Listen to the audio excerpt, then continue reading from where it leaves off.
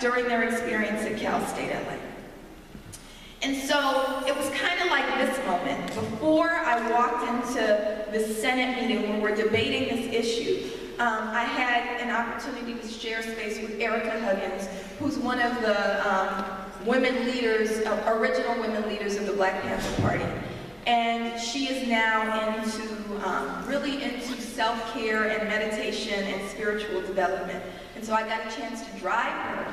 And we were talking about self-care and spiritual development and the spirit of Rosa Parks, because that's what she was there to speak on that day. And so I walked into the Senate meeting kind of having been fed by that. And I was the only Black member of the Senate at the time.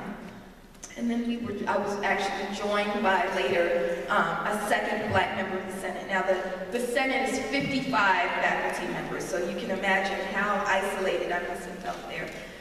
And I walked in and I was thinking about the struggle for ethnic studies, and I said something about it. And the whole room turned to me and they said like really mean things that hurt my feelings.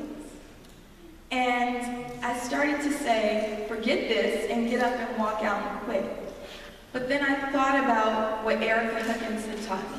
And I thought about the spirit of Rosa Parks. And I was like, we can get our feelings hurt, but we don't have the right to quit the struggle for liberation because our feelings are hurt. When your feelings get hurt, go in, address that, and then go back out and fight harder, right? And so we began to struggle. And we began to struggle with our students and with our community. And you all as ADE were really integral to that struggle. And we struggled for 3 months. We shut down the Senate a couple of times. We scared the hell out of the white administrators on campus. We were all over the LA Times, and ultimately, we lost. We lost. We were trying to make ethnic studies a requirement at Cal State LA. And we basically wanted every student to have to take at least one class before they graduated in ethnic studies. We lost that fight. And what I learned from that struggle is the reason that we lost that fight is because that fight was too small. And so what we're doing now, the victories that we're experiencing now are really kind of a revealing of what victory can look like. So almost immediately after we lost, Jose Lara helped to pass an ethnic studies requirement in El Rancho Unified School District. And then,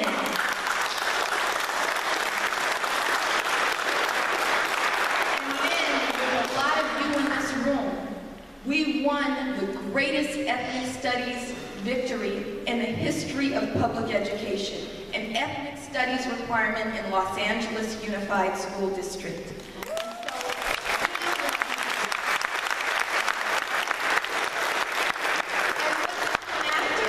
Ethnic studies requirements in San Francisco Unified School District and Montebello Unified School District, and it's going up and down the state. We have on the horizon an ethnic studies requirement for the state of California. Assembly Bill 101 passes. Every student within the state of California will have to take an ethnic studies class.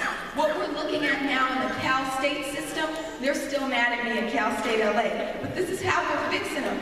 We are about to pass an ethnic studies requirement for every Cal State system, for all 23 campuses. Yeah.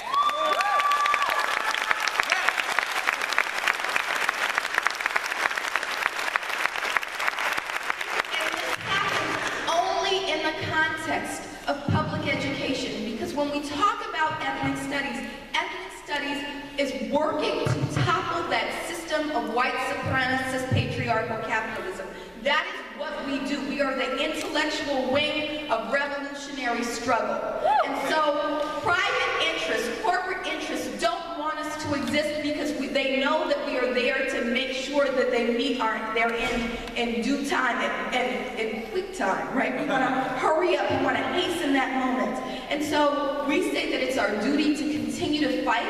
We say that in intellectual spaces, the work that you all are doing in ADE is hugely important. And then I'll end with what we say in Black Lives Matter. So all of this connected back, and I want to thank the students for calling those names. I don't see where you all are. I don't see where all the students are that just spoke.